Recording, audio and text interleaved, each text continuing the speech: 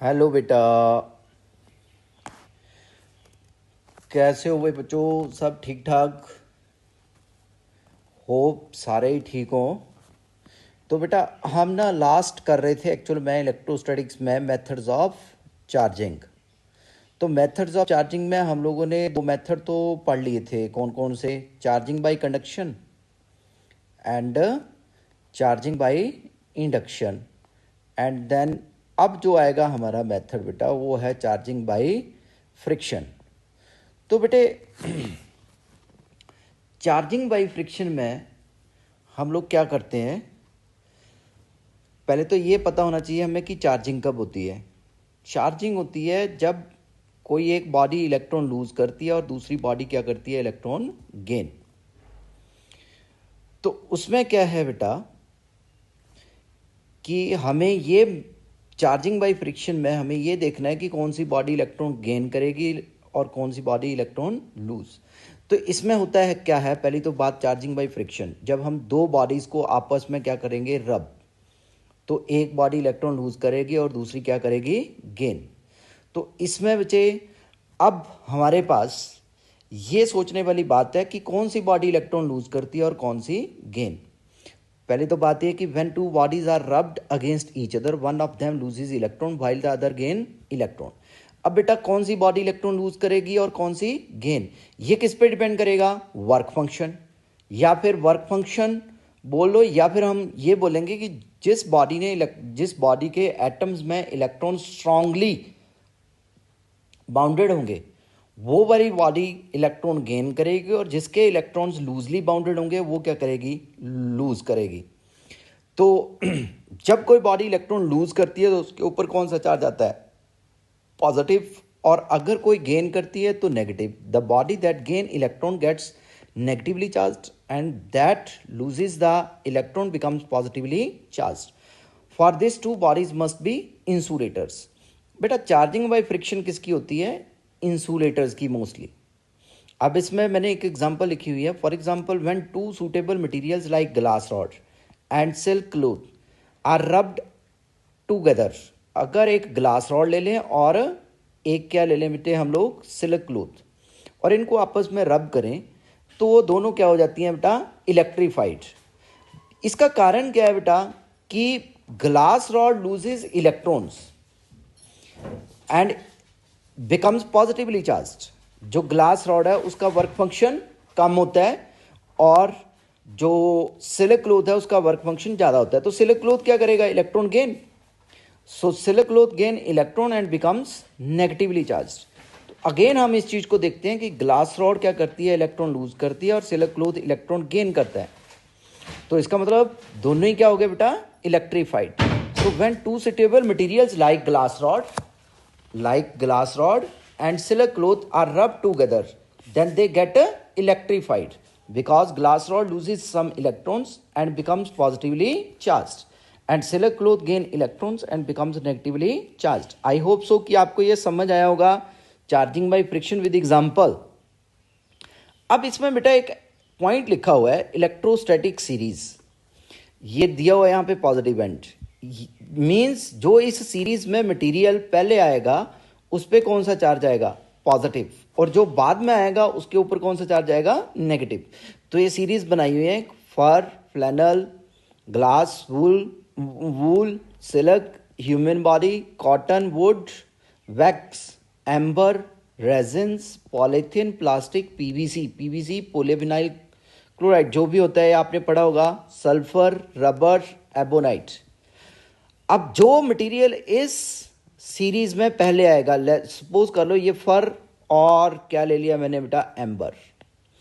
तो अगर फर और एम्बर को रब करेंगे तो जो मटेरियल इसमें पहले आएगा उसके ऊपर कौन सा चार्ज? पॉजिटिव, और जो बाद में आ रहा है उसके ऊपर नेगेटिव। तो एम्बर पे नेगेटिव चार्ज आएगा और फर पे पॉजिटिव। क्यों? इसका मतलब फर जो है इलेक्ट्रॉन लूज कर रही है और एम्बर गेन। अब यहाँ पे एक वर्ड लिखा है एबोनाइट। एबोनाइट क्या होता है? सल्फर और रबर का मिक्सचर। एबोनाइट क्या होता है? सल्फर एंड रबर का mixture. The material which appears in the list becomes positively charge. The material which appears earlier in the list becomes positively charge and the latter becomes negatively charge. यही बात है जो ये series बताई है, जो इसमें पहले मटेरियल आ रहा है वो कौन सी चार्ज आएगा उसके ऊपर, पॉजिटिव, और जो बाद में आ रहा है उसके ऊपर कौन सा चार्ज, नेगेटिव। तो अब बेटा हमने क्या करना है, यहाँ पे कुछ मैंने मटेरियल्स बताए हैं, जैसे ग्लास और सिल्क को रब किया। तो देखो ग्लास पहले आ रहा है, सिल्क बाद में आ रहा है, तो ग्लास इलेक्ट्रॉन लूज करेगा और सिल्क क्या करेगा, इलेक्ट्रॉन गेन। तो ऑफकोर्स ग्लास ने लूज किए तो ग्लास पे पॉजिटिव चार्ज और सिल्क पे नेगेटिव। इसी तरह से फर एंड रबर, ये है फर और ये है रबर। तो अब देखो फर पहले आ रही है तो इस पर पॉजिटिव चार्ज और रबर बाद में आ रही है, इस पर नेगेटिव चार्ज। इसी तरह से वूल एंड एम्बर, ये आपने अब सीरीज में चेक करने हैं। सो ये थी बेटे हमारे पास 3 मेथड्स ऑफ चार्जिंग। इसके बाद है some other examples of frictional electrification. इसमें दी हुई है when a comb moving through dry hair gets electrified. जब हम बेटा कॉम्ब को ड्राई हेयर में से पास करवाते हैं तो आपने देखा होगा कि जो कॉम्ब होता है वो डस्ट पार्टिकल्स को अट्रैक्ट करना शुरू कर देता है, एज वेल एज जो हेयर्स होते हैं वो भी इलेक्ट्रीफाइड हो जाते हैं, उन पे भी डस्ट, धूल मिट्टी चिपकनी शुरू हो जाती है। तो उसका कारण क्या हुआ बेटा, charging. A comb moving through dry hair gets electrically charged and it start attracting small bits of paper and dust particles. इसी तरह से जब कॉम्ब हम पास करवाते हैं तो क्या होता है कि स्पार्क भी पैदा होता है, चिंगारियां सी निकलती हैं, आपने कई बार देखी होंगी। तो वो स्पार्क को हम क्या बोलते हैं, फ्रिक्शनल इलेक्ट्रिसिटी। ऐसे जब हम कोई सिंथेटिक शर्ट रिमूव करते हैं, ड्राई वेदर हो, तो बेटा स्पार्क सा पैदा होता है।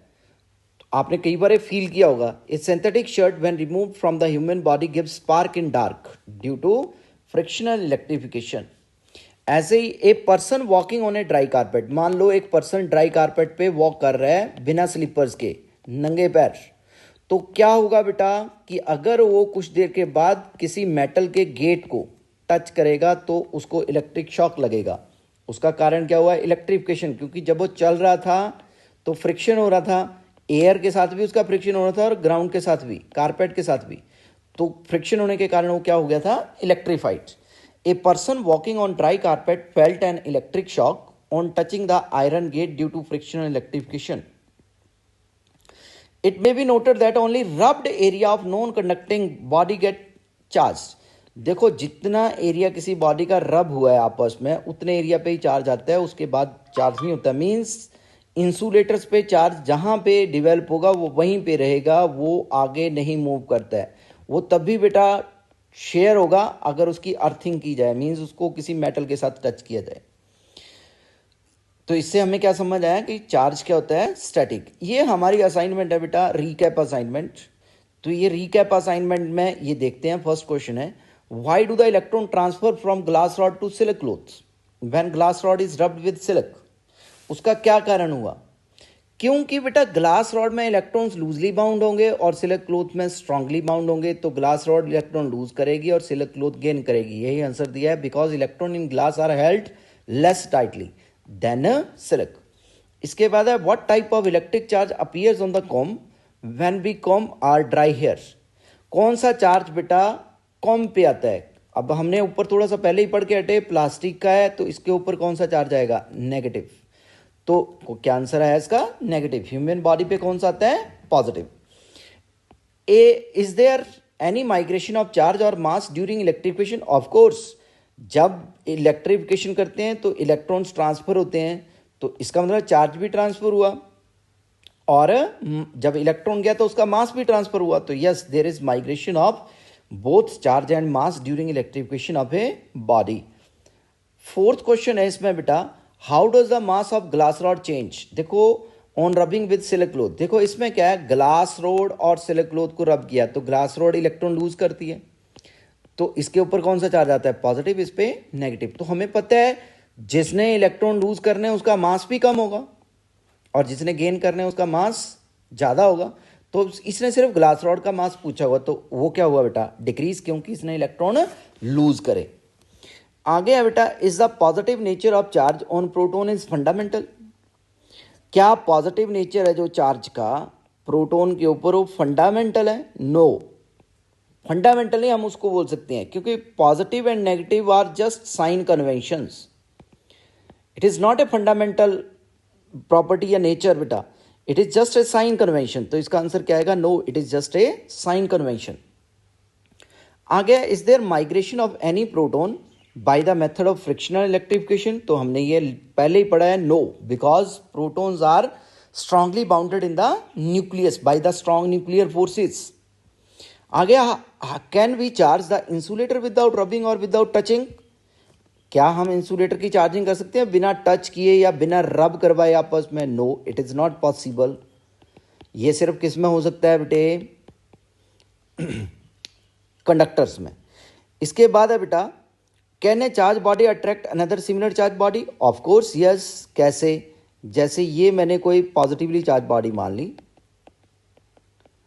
बहुत ही लार्ज चार्ज मान लिया इसके ऊपर, अब यहाँ पे मैंने एक छोटी सी पॉजिटिवली चार्ज बॉडी मान ली, तो ये लार्ज पॉजिटिव चार्ज इसको रिपेल करेगा, और इसके अंदर जो न्यूट्रलाइजेशन के इलेक्ट्रॉन्स थे 3 मान लो, वो इधर खींच लिए इसने, और 3 और इसके अपने प्रोटॉन्स थे वो इधर चले गए। तो क्या हुआ बेटा कि जो नेगेटिव चार्ज है वो इसके नज़दीक आ रहा है, तो नेगेटिव का इफेक्ट क्या है? अट्रैक्टिव यहाँ पे। तो इसका मतलब अट्रैक्टिव फोर्स ज़्यादा है और रिपल्सिव, अब पॉजिटिव चार्ज दूर है तो रिपल्सिव फोर्स कम होगी, तो इसका मतलब अट्रैक्ट होंगी ये बॉडीज़। तो हम क्या बोल सकते हैं कि यस, बोलता है can a charge body attract another similar charge body? Yes, लेकिन कंडीशन क्या है कि if one of the body has very small magnitude of charge as compare to the other body, तो जिस पे लार्ज चार्ज होगा वो स्मॉल चार्ज बॉडी को क्या करेगी? अट्रैक्ट। इसके बाद अगला क्वेश्चन है, can a charge body attract another neutral body? Of course, ये तो हम लोगों ने पढ़ा ही है, ये चार्ज बॉडी है, यहां मैंने एक न्यूट्रल बॉडी मान ली, न्यूट्रल बॉडी पे जो नेगेटिव चार्ज पार्टिकल होंगे इधर आ जाएंगे, पॉजिटिव इधर, तो ये देखो इनमें तो अट्रैक्शन होगी, तो अट्रैक्शन ज़्यादा होगी as compare to repulsion between positive positive. क्यों? क्योंकि पॉजिटिव पॉजिटिव दूर है। तो क्या हुआ बेटा? नेट इफेक्ट अट्रैक्टिव हुआ। तो हम बोल सकते हैं कि यस, ड्यू टू पोलराइजेशन, ये जो बेटा पॉजिटिव और नेगेटिव चार्जेस को सेपरेट करना है वाली प्रोसेस होती है, इसको क्या बोलते हैं हम लोग? पोलराइजेशन। तो क्या बोलेंगे हम लोग? Yes, due to polarization when we bring the comb rubbed with dry hairs, it attract the light pieces of neutral papers। ये एग्जाम्पल दे दिया मैंने, फॉर एग्जाम्पल, कि जब हम किसको बेटा पोलराइज करते हैं, यस, ड्यू टू पोलराइजेशन ऐसा होता है। कैसे?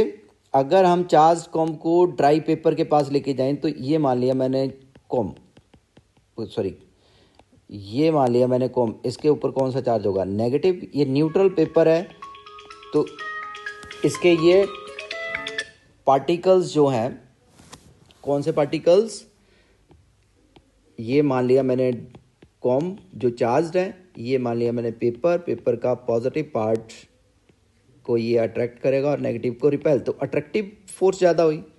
तो यस, ये एग्जांपल दे रखी है इसमें। आगे है, positively charge glass rod attract a small piece of paper, will the negatively charge ebonite rod repel the piece of paper? No. कैसे? पॉजिटिवली चार्ज बॉडी भी न्यूट्रल पार्टिकल को अट्रैक्ट करेगी और नेगेटिवली चार्ज बॉडी भी neutral particles को attract करेगी due to polarization. तो ये हमारे आज 10 क्वेश्चंस हैं, ये आपने करने हैं, तो बाकी की मैं नेक्स्ट वीडियो में